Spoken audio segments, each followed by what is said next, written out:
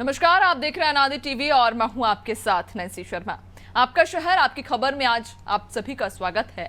और आज हम बात करेंगे सिद्धार्थनगर, सरगुजा और कासगंज की, जहां लोग अपनी अलग अलग समस्याओं से जूझ रहे हैं और अब तक उनकी समस्या का समाधान नहीं हो सका है। आखिरकार कहां लापरवाही बरती जा रही है और जिम्मेदार आखिर क्या कर रहे हैं, आज इसी पर चर्चा करेंगे।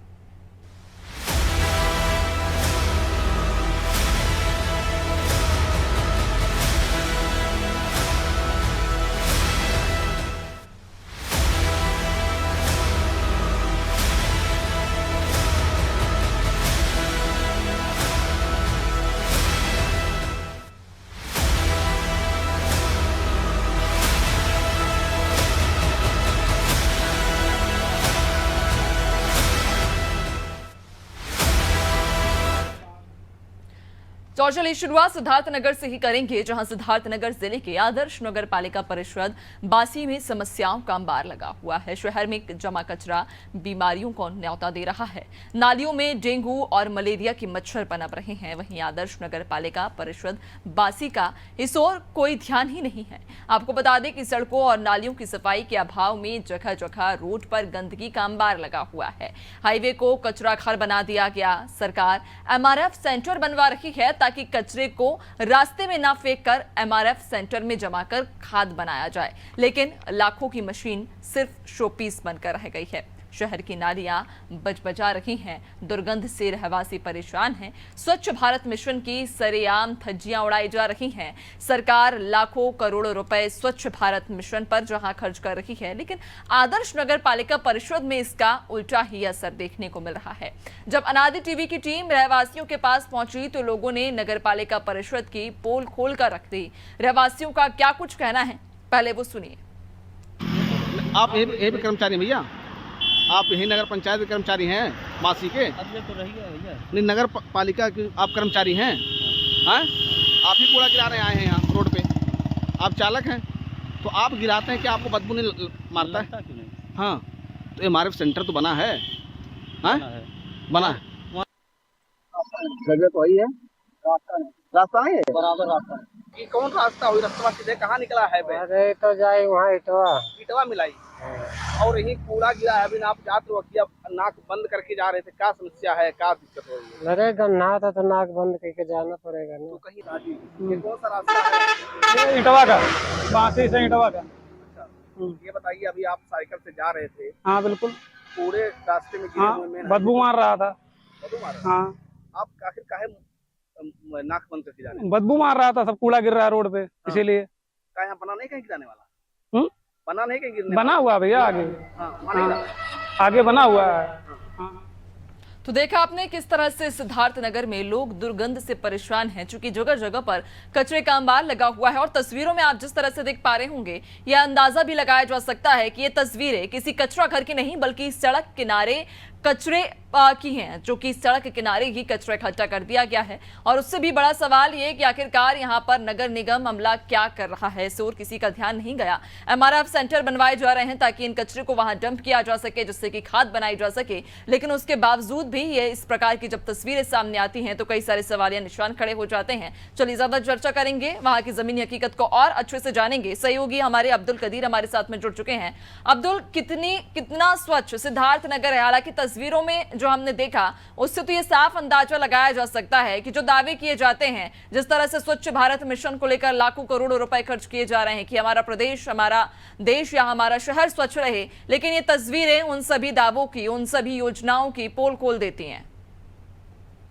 जी, मैं आपको बता दूं कि जो आपने वीडियो देखा, वीडियो के माध्यम से चली लोगों के बयान, और इस वक्त मैं ग्राउंड जीरो पर हूं और मैं कैमरा पर्सन से कहूंगा कि यहाँ की नाली स्वच्छ भारत मिशन चल रहा है, पखवाड़ा चल रहा है, लेकिन उसके बावजूद भी आदर्श नगर पालिका परिषद बासी कितना स्वच्छ हुआ, कितना सुंदर हुआ, आप वीडियो के माध्यम से देख सकते हैं। अभी कल प्रधानमंत्री नरेंद्र मोदी का जन्मदिन था, कल ही से स्टार्ट हो गया स्वच्छ भारत पखवाड़ा जो है, उसके बावजूद क्या हाल है यहाँ की।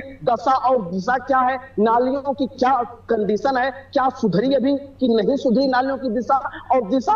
आइए हम यहाँ पे यहीं के रहने वाले, क्षेत्र के रहने वाले, यहीं इनका घर है, बगल में मिल गए।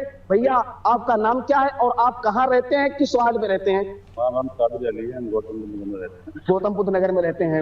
तो ये बताइए, कल से पखवाड़ा शुरू हो गया है, कल प्रधानमंत्री नरेंद्र मोदी का जन्मदिन, कल से पखवाड़ा शुरू हो गया कि हर शहर को सुंदर बनाया जाए, जगह जगह कूड़े कचरे को उठाया जा रहा है, लेकिन घर के बगल में कूड़ा लगा हुआ है, नहीं उठाया गया। क्या कूड़े कभी नहीं साफ होता? कभी नहीं साफ हुआ है, कभी मतलब हो गया साल में एक बार हो गया, कहीं मतलब कोई आ गया नेता तक गया साफ हो जाता।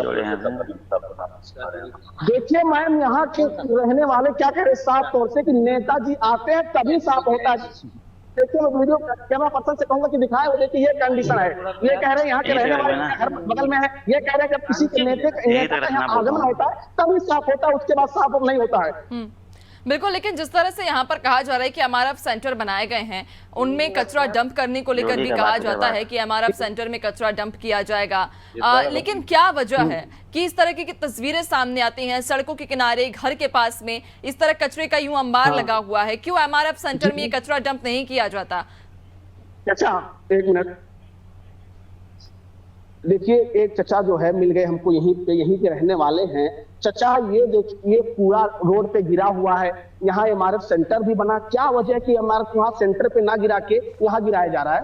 मोहल्ले बदनामी है ना? हाँ, मोहल्ले लोगों की बदनामी है। सेंटर तो बना है ना चाचा? हाँ, सेंटर तो बना। देखिए ये कह रहे हैं, क्या कह रहे हैं भैया? मंगल बाजार पूरा पूरा लाके यहाँ पे जिंदगी रहती है। हाँ, और नगर पालिका भी गाड़ी आती है, मतलब डालती है, तो वो कूड़े को फट गया है। देखिए मैडम, इनका कहना है कि कचरा गाड़ी जो है, वाहन जो है, यही कचरा गिरा देती है, एमआरएफ सेंटर पे जो है नहीं गिराती है। लेकिन कहीं ना कहीं जन जागरूकता की भी बेहद जरूरत है, क्योंकि अगर हम बात कर रहे हैं एमआरएफ सेंटरों की बात कर रहे हैं, नगर निगम की हम बात कर रहे हैं, नगर निगम की बात कर रहे हैं, लेकिन उसके पहले जन जागरूकता भी बेहद जरूरी है। अगर वहां कचरा गाड़ी पहुंचती है तो लोगों को भी जन जागरूक होना चाहिए, जागरूकता दिखानी चाहिए और कचरे को गाड़ी में ही, कचरा वाहन में ही भी डालना चाहिए, क्योंकि इस तरह से जब ये हम देख पाते हैं कि सड़कों के किनारे, घरों के आसपास में जो कचरे का अंबार लगा हुआ है, कहीं ना कहीं जन जागरूकता की कमी लोगों के भीतर भी नजर आ रही है कि वो भी जागरूक नहीं है इस ओर। नहीं, इनका कहना साफ तौर से कहना कि गाड़ियां जो है हमारे सेंटर में नहीं लेके जाती हैं, वो लेके आती हैं यहीं पे गिरा देती हैं, पास में जगह मिलता है इनको, यहीं पे गिरा देती हैं। तो क्या रहवासियों के द्वारा कभी शिकायत की गई? ये भाई साहब, आपके द्वारा कहीं शिकायत की आप लोगों ने किया? शिकायत की, यहाँ पे मत गिराइए। हाँ, तो हम लोग शिकायत कहाँ ला ला के ये नगर पालिका का मतलब ये गड़ा है, गिराते हैं। देखिए ना, कहना नगर पालिका गढ़े में ही गिरा देते हैं नगर पालिका वाले। हम लोग शिकायत किए, लेकिन क्या करें, कहाँ तक करें? नगर पालिका वाले शिकायत किए हैं, मतलब शिकायत के बाद भी कोई शोर निराकरण नहीं किया गया। देखिए मैं कैमरा पर्सन से कहूंगा दिखाए, देखिए पूरा लगा हुआ, गंदगियों का अंबार लगा हुआ है। स्वच्छ भारत मिशन को सरेआम धज्जियां उड़ाने में लगा हुआ आदर्श नगर पालिका परिषद वासी। अभी स्वच्छ भारत मिशन कल पखवाड़ा से स्टार्ट हो गया, शुरू हो गया कल से, लेकिन देखिए अभी भी उनको कुछ असर नहीं पड़ा। देखिए गंदगियों का अंबार लगा हुआ है, रोड के किनारे ही कचरा घर बना लिया गया है, हाईवे देखिए है। बिल्कुल, वाकई ये तस्वीरें जो आप हम तक पहुंचा रहे हैं, इन्हें देखकर साफ ये कहा जा सकता है कि जो दावे किए जा रहे हैं स्वच्छता अभियान को लेकर, जो लाखों करोड़ों रुपए खर्च किए जा रहे हैं, कहीं ना कहीं उन तमाम अभियानों की पोल खोलती हुई ये तस्वीर साफ नजर आ रही है। बहुत शुक्रिया फिलहाल आपका जानकारी साझा करने के लिए। तो ये तस्वीरें हैं सिद्धार्थ नगर की, जहां पर लोग कचरे के अंबार से परेशान हैं। लोगों का कहना है कि कई बार शिकायत भी की जा चुकी है, सूर एमआरएफ सेंटर भी बनवाए गए हैं, लेकिन उसके बावजूद भी यहाँ पर जो कचरे के वाहन रहते हैं, जो गाड़ियां रहती हैं, वो कचरा इकट्ठा करती हैं और किसी सड़क किनारे या किसी खुले मैदान में ये कचरा डंप करके चली जाती हैं, जिससे कि लोगों को परेशानियों का सामना करना पड़ता है। ये तस्वीरें वाकई इस बात का सबूत हैं कि किस तरह से उन सभी अभियानों की पोल खुल रही है। स्वच्छता अभियान, स्वच्छता पखवाड़ा जहां देश भर में मनाया जा रहा है, एक और जहां सरकार प्रशासन ये दावा करता है कि हमें देश, शहर और हमारा जिला, प्रदेश स्वच्छ बनाना है, तो दूसरी ओर जब ये तस्वीरें सामने आती हैं तो इन अभियानों की साफ तौर पर पोल खुल जाती है।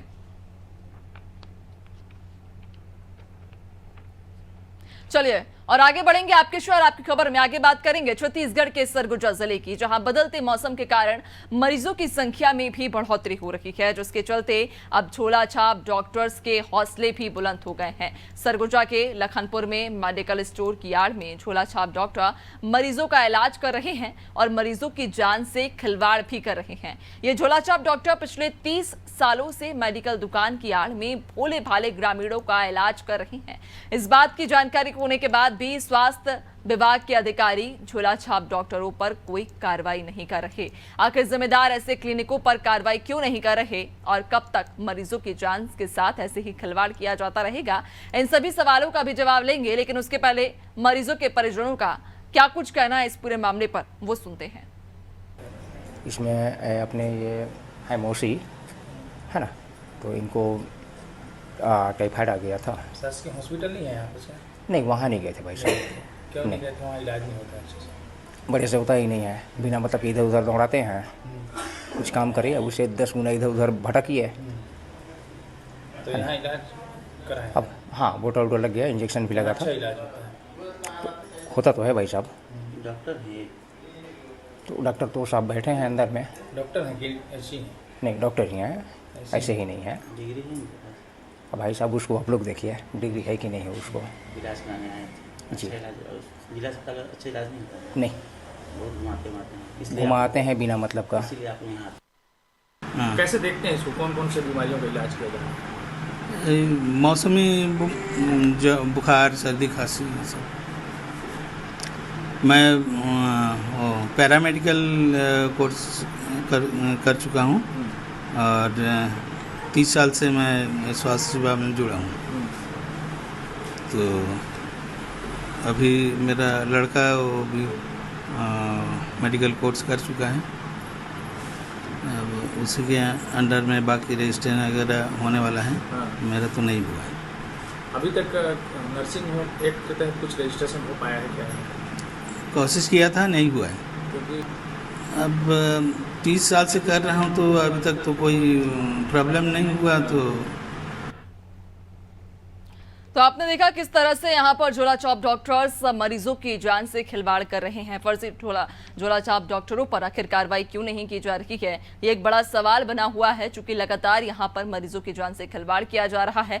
किस तरह से आपने सुना मरीजों की वो पूरी आपबीती जो मरीज हमसे साझा कर रहे थे। और भी ज्यादा जानकारी लेंगे। जावेद अख्तर हमारे साथ सहयोगी सरगुजा से जुड़ चुके हैं। जावेद, क्या कुछ पूरा मामला है? चूंकि हमने इसके पहले मरीजों की आपबीती भी सुनी थी। मरीजों का ये साफ कहना है कि यहाँ पर कई सारे ऐसे डॉक्टर्स हो चुके हैं जो कि फर्जी डिग्री लिए हुए, जो झोला छाप डॉक्टर अपना छोटा क्लिनिक खोलकर बैठ जाते हैं, मरीजों की जान के साथ खिलवाड़ कर रहे हैं, लेकिन उन पर कार्रवाई नहीं की जा रही है। एक बड़ा सवाल है। जी बिल्कुल, ये पूरा मामला लखनपुर विकास खंड का है, जहाँ भोले भाले जो ग्रामीण हैं उनके जान के साथ खेल जी। ये पूरा मामला अंबिकापुर के लखनपुर ग्राम का है, जहाँ भोले वाले जो ग्रामीण हैं उनके साथ झोला छाप जो डॉक्टर है वो खेला करते हैं। आए दिन हम दिखाते हैं खबर के माध्यम से कि इसका मौत हो गया, ग्रामीण लोगों का मौत हो गया। जो यही वजह है कि वो ग्रामीण जो झोला छाप के डॉक्टर पर जाते हैं, यही वजह है कि मौत होता है। ऐसा नहीं है कि इसकी खबर स्वास्थ्य विभाग को नहीं है, पर कहीं ना कहीं स्वास्थ्य विभाग भी यहाँ पर ढीला नजर आ रहा है। और हम डॉक्टर से बात जब किए तो डॉक्टर का कहना है कि हम 30 वर्ष से कर रहे हैं, संचालक कर रहे हैं, पर हमारे साथ ऐसा कुछ नहीं हो। तो वो डॉक्टर बस इंतजार कर रहे हैं कि कब किसी ग्रामीण की मौत हो तब हम इसको ओके देंगे। हमारे वो डॉक्टर की ओर से ये भी कहा जाता है कि स्वास्थ्य विभाग की तरफ से ना ही कोई आज तक हमारे पास लेटर आया, ना ही कुछ आया, तो हम इसको बंद नहीं करेंगे। और यहाँ बस कहीं ना कहीं स्वास्थ्य विभाग की बहुत बड़ी लापरवाही देखने को मिल रही है। अब देखने वाली बात होगी कि हमारे खबर चलने के बाद कब कार्रवाई होगी झोले छाप डॉक्टर के। तो जावेद, क्या ये कहा जा सकता है कि अगर जानकारी होने के बाद भी कार्रवाई नहीं की जा रही है तो क्या स्वास्थ्य विभाग के संरक्षण में ही इन झोला छाप डॉक्टरों की क्लिनिक चल रही है, इनका रोजगार चल रहा है? कहीं ना कहीं देखा जा सकता है कि जो स्वास्थ्य विभाग के अधिकारी है वो इनके 60 गांठ है, इनके झोले छाप जितने डॉक्टर हैं उनके से 60 गांठ है, इसीलिए आज तक अभी तक कार्रवाई झोले छाप डॉक्टर पास नहीं हुई है। बिल्कुल, यानी कि कहा जा सकता है कि साठगांठ के चलते ही यहां पर मरीजों की जान के साथ खिलवाड़ किया जा रहा है। खैर, देखने वाली बात होगी कि आखिरकार कब स्वास्थ्य अमला यहां जागेगा और इन डॉक्टर्स पर, इन झोला छाप डॉक्टर्स पर कार्रवाई करेगा, चूंकि मरीज भी लगातार परेशान है। मरीजों का भी कहना है कि कई बार शिकायत की जा चुकी है, स्वास्थ्य अमले को भी यह जानकारी है, लेकिन उसके बावजूद कार्रवाई ना होना एक सवालिया निशान खड़ा कर देता है। बहुत शुक्रिया आपका जानकारी साझा करने के लिए।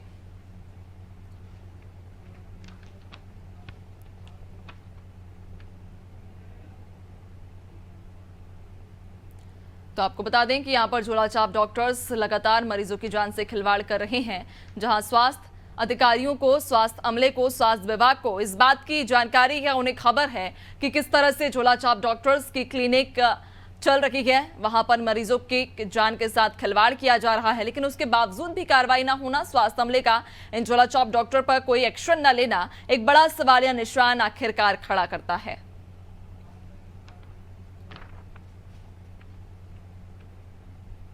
चलिए, और आपके शहर आपकी खबर में आगे हम बात करेंगे कासगंज की।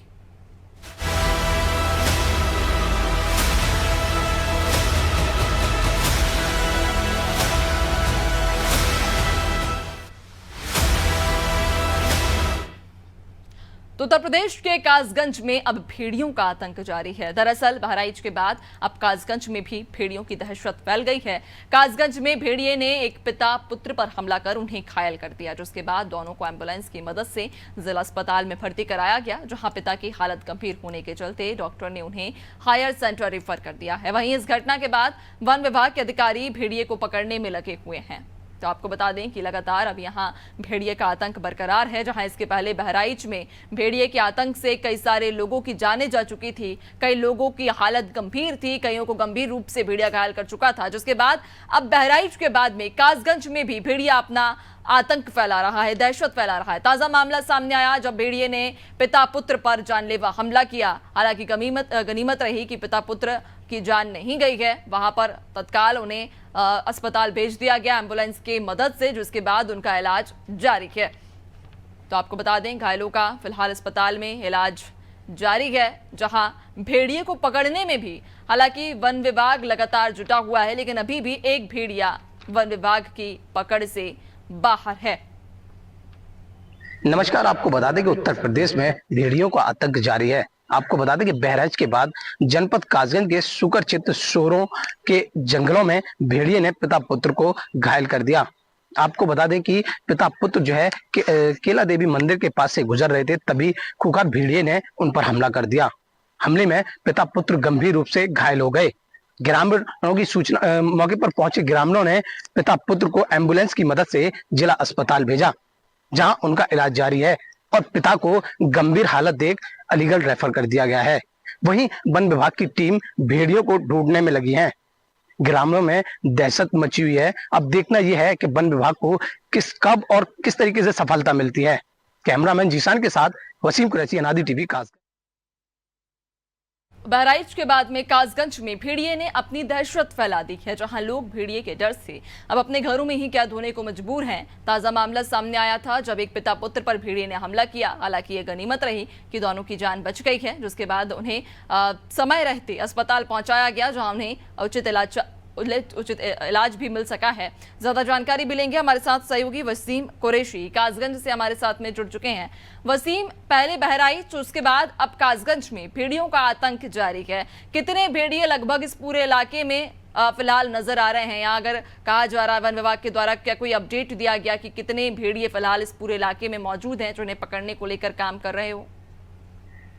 जी नैन्सी जी, मैं बता दूं कि कासगंज जनपद में जो है पहली बार जो है भेड़िया देखा गया है। जो कासगंज जनपद के थाना क्षेत्र सोरों के वसंत नगर का है, जहां जो है पिता पुत्र जब बाजार से सामान खरीदकर जब गांव लौट रहे थे, तभी रास्ते में जो है केला देवी मंदिर पड़ता है, वहां भेड़िया ने उन पर हमला कर दिया, जिसमें पिता पुत्र गंभीर रूप से घायल हो गए। बिल्कुल, तो क्या वन विभाग के द्वारा कोई यहाँ पर अलर्ट जारी किया गया या फिर सुरक्षा के लिहाज से कोई इंतजाम वन विभाग ने किए हों? देखिए, वन विभाग की तरफ से अभी कोई ऐसा इंतजाम नहीं है, क्योंकि वन विभाग ने ये बताया कि अभी कोई पुष्टि नहीं हुई है।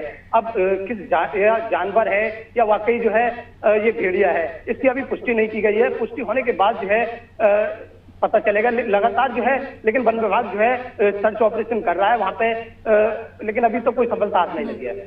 वसीम, ये भी जानकारी दीजिएगा कि कासगंज की क्या ये पहली घटना है या फिर इसके पहले भी भेड़िया यहाँ पर और भी लोगों को अपना शिकार बना चुका है? नहीं, कासगंज में तो ये पहली घटना है जो कि जो पिता पुत्र को गंभीर घायल किया गया है, ये पहली घटना है। लेकिन इससे पहले जो है एक बार और जो है वीडियो वायरल हुआ था, उसमें देखा गया था भेड़ियों को, लेकिन उसकी भी पुष्टि नहीं की गई है, ना ही अभी कोई उसे मतलब अपने कब्जे में लिया गया है। तो क्या वन विभाग के संज्ञान में ये मामला डाला गया कि किस तरह से यहाँ पर एक जानवर, वो भेड़िया है या कौन है, फिलहाल स्पष्ट नहीं हो पाया है, लेकिन एक जानवर, आदमखोर जानवर यहाँ इस पूरे इलाके में दहशत फैलाए हुए है। क्या वन विभाग को इस बात की सूचना है? जी, कल ही जो है वन विभाग को इसकी सूचना दे दी गई थी और मौके पर जो है वन विभाग की टीम भी पहुंची थी। उन्होंने वहां सर्च ऑपरेशन चलाया, लेकिन सफलता हाथ नहीं लगी कोई भी। यानी कि वन विभाग भी अलर्ट मोड पर बना हुआ है, लेकिन फिलहाल अभी तक वो जानवर भेड़िया है या कोई अन्य जानवर है या कौन आदमखोर वो जानवर है जो इलाके में दहशत फैलाए हुए है, इस बात की पुष्टि नहीं है। ग्रामीणों की अगर हम बात करें तो क्या ग्रामीणों के द्वारा एहतियात के तौर पर क्या सुरक्षा के लिहाज से कोई इंतजाम किए गए हैं? क्योंकि इसके पहले बहराइच में भी हमने देखा कि भेड़िया किस तरह से आदमखोर हो गया, कई लोगों को अपना निवाला बना चुका, जबकि कईयों को घायल कर दिया था। तो क्या ग्रामीणों ने अपने स्तर पर कोई एहतियात बरती है? नहीं, अभी तक जो कोई जानवरों की मतलब इसके लिए कोई जो है प्रशासन की तरफ से कोई ऐसी चीज अभी नहीं, मतलब उसके लिए पकड़ने के लिए कोई इंतजाम नहीं किए गए हैं। ठीक है, बहुत शुक्रिया आपका जानकारी साझा करने के लिए। तो आपको बता दें कासगंज में जहां भेड़िया लोगों पर अब हमला करने के लिए जहां आतुर हो चुका है, ताजा मामला सामने आया था जब एक पिता और पुत्र पर भेड़िए ने हमला किया था, दोनों को गंभीर रूप से घायल कर दिया था। हालांकि ये गनीमत रही कि दोनों की जान बच सकी है। तो आपके शहर और आपकी खबर में फिलहाल इतना ही। बने रहिए नादी टीवी के साथ। नमस्कार।